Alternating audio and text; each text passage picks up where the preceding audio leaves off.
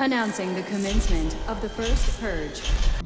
I want you to change the world, and don't think that this is going to happen peacefully or you can do it alone. We need to kill the rich. You get out there, you use your weapons, and you rip Washington apart. You hunt down the billionaires, the bank bosses, the CEOs, the scumbags and the liars, the governors, the lobbyists, the senators, because they're all the same, and you hang them. Just remember all the good the purge does. Good morning, everyone. It is July 23rd, 2018. I'm here at collectiveevolution.com.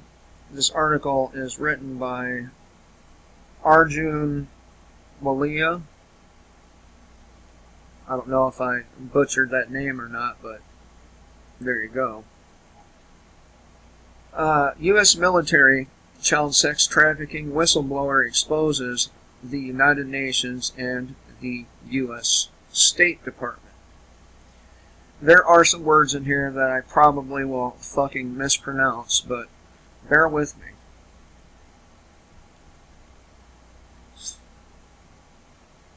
So, the topic of pedophilia is a disturbing one. What's even more disturbing is the fact this kind of thing continues to happen all over the world, particularly among the global elite.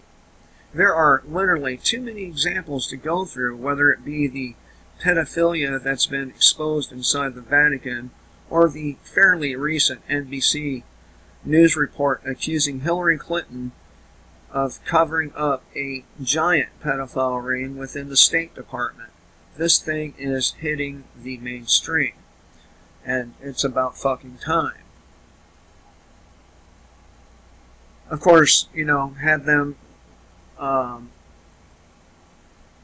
so-called women not interfered with Corey Haim, I believe his name was or is, had they not hogged the platforms behind their own sexual abuse scandals, this thing may have gone mainstream a long time ago, but they were running defense for the pedophiles. So what really blew the lid off the topic was the whole Pizzagate scandal.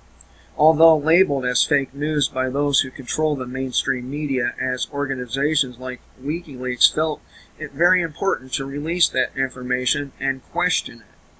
Then you have people with strange connections to the Clintons and other global elitists like Jimmy Savile, who was well connected with the royal family, as well as Jeffrey Epstein, who seemed to be well connected with Prince Andrew. Not just Prince Andrew, he's connected with the Clintons, he's connected with Trump, he's connected with all kinds of motherfuckers. There are countless lawsuits, accusations, and more constantly going on that the public is completely unaware of. The Vatican alone has dished out approximately $4 billion to settle child sex abuse claims, and right now the prominent Vatican official, Cardinal George Pell, who has been found on multiple occasions to be connected with two large pedophilia rings, has been charged by detectives in Australia and is currently fighting multiple allegations of sexual abuse. These examples are not even a fraction of what is actually out there. This is a very big issue with a lot of evidence behind it, but we don't really know about it because not many people hear about it. And most of it is so downright unbelievable that it's hard to blame them, but also discouraging when it's not really acknowledged. What was that? Yeah, the Me Too movement. You see, Corey Feldman, I think it was Feldman, not Haim. I think Haim was the one that committed suicide, right? Corey Feldman came out and tried to break this information on mainstream media a long time ago, and them bitches in the Me Too movement, they ran defense for the pedophiles and started accusing others of, sexual misconduct. They should have waited until after the pedophiles were exposed, but no. Apart from what's mentioned above, we have people from within these cliques and others from police forces as well as intelligence agencies investigating this type of thing. Ted Gunderson, a former director of the FBI LA branch, was one who spent a lot of time in this area. If you haven't already heard of him, I suggest you check him out, and I do too. He has done a lot of investigating into elite-level child sex pedophile rings, as well as children who have been used in strange rituals. You can check out a lecture from Ted Gunderson in this article. There's a link, and I will be linking to the article in the description box. There's a quote that fits in perfectly with this from a Vatican source. This is probably one of the things I'm going to butcher, but I'll try anyway. Malachi, I think is how you pronounce that. Malachi Martin, who was an Irish Catholic priest and writer on the Catholic Church.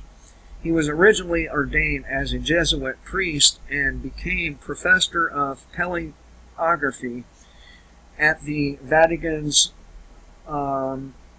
Pontifical Biological Institute. I don't even know if I pronounced that right, but most frightening for Pope John Paul II, he had come up against the irremovable presence of a malign strength in his own Vatican and in certain bishops' chanceries. It was what knowledgeable churchmen called the superforce. Rumors, always difficult to verify, tied its installation to the beginning of Pope, Pope Paul VI's reign in 1963. I think that's right. I don't remember my Roman numerals very well, but I'm sure you will correct me.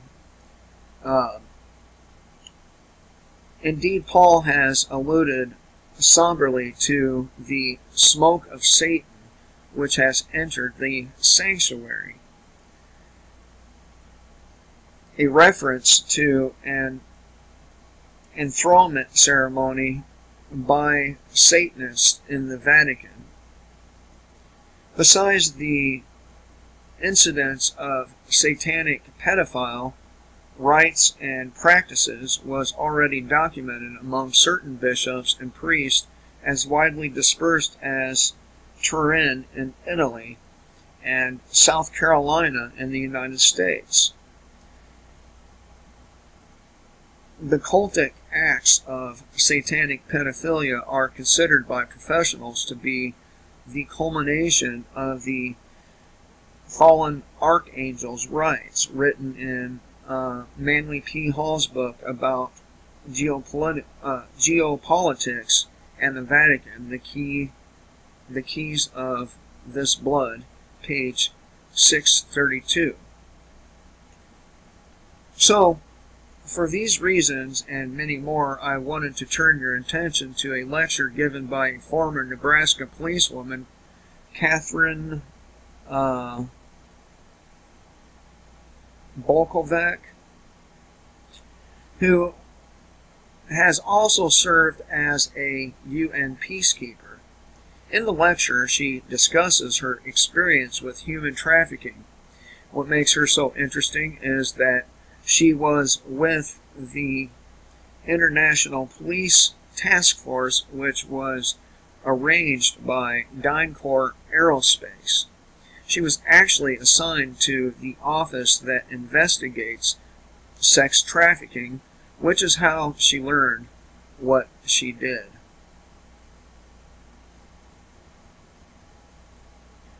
What she discovered was horrific.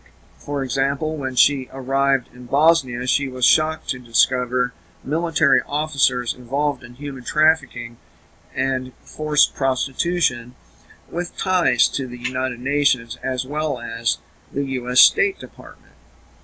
Let me remind you that the first paragraph of this article with regards to the State Department, even Steve Pieczenik, a former United States Department of State official who referenced Jeffrey Epstein mentioned above, fairly recently stated,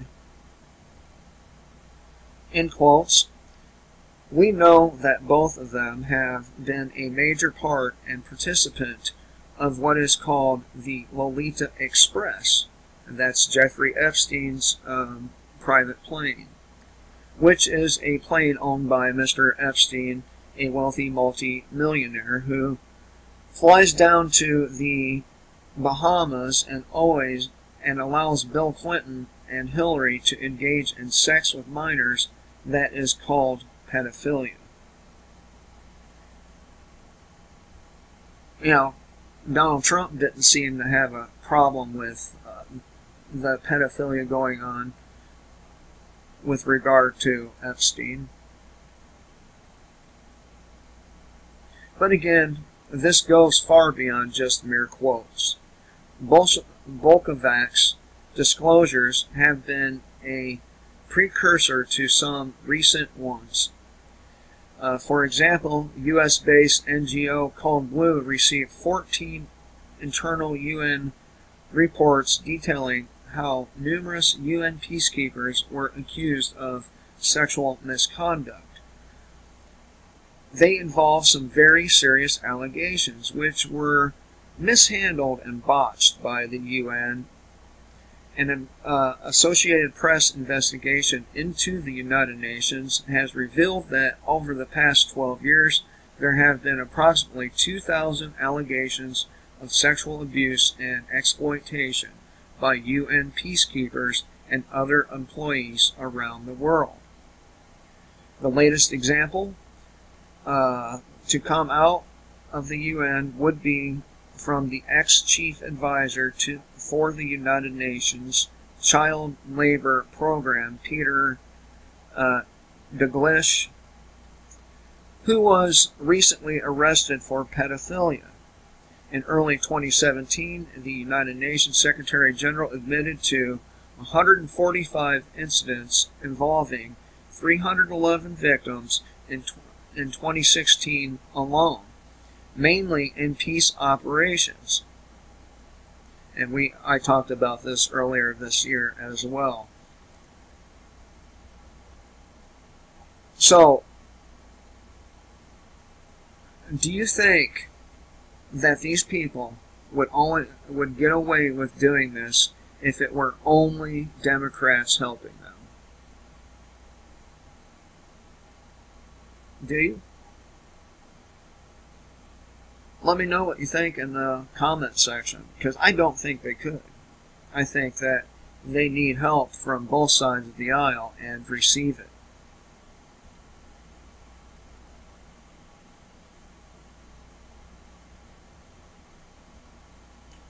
Okay. Yeah. When Bolkovac exposed this type of stuff, she was instantly demoted, threatened, fired, and forced to flee the country. She was a target because she had access and kept the incriminating documents. She was the inspiration behind the Hollywood feature film The Whistleblower, sex trafficking, military contractors, and one woman's fight for justice. Her role, while she had her job, involved a post with the International Police Task Force arranged by DynCorp Aerospace. She won a lawsuit against them, publicly exposing their numerous human rights violations. Anytime I write about DynCorp, I have to mention that retired Army General James, oh man, that's a good one, just retired Army General who worked in the Pentagon and as the Vice President of DynCorp is currently facing multiple rape charges. Former U.S. Representative Cynthia McKinney was well aware of the corruption that was going on within DynCorp, and she actually addressed it in in 2005 when she grilled former Secretary of Defense Donald Rumsfeld on the government's involvement and compliance with DynCorp's child trafficking business of selling women and children. Okay, there was a Republican right there. Like I said, they're not only going to get away with it with Democrats helping them. Both sides have to be involved.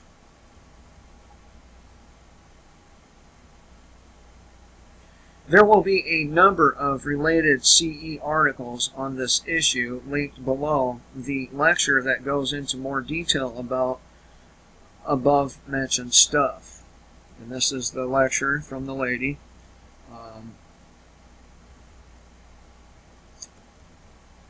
I really do strongly encourage you to take the time out and discover just how dirty and disgusting our government is, both on the Republican side and the Democrat side. No compassionate, rational human being would find any of this to be acceptable. Yet another great reason to kill the state, right? I mean, people are using the state, the government, as cover to traffic women and children. Pretty fucked up, man. Pretty fucked up. Anyway, hope everyone has a great day, and remember, kill the state before the state kills you.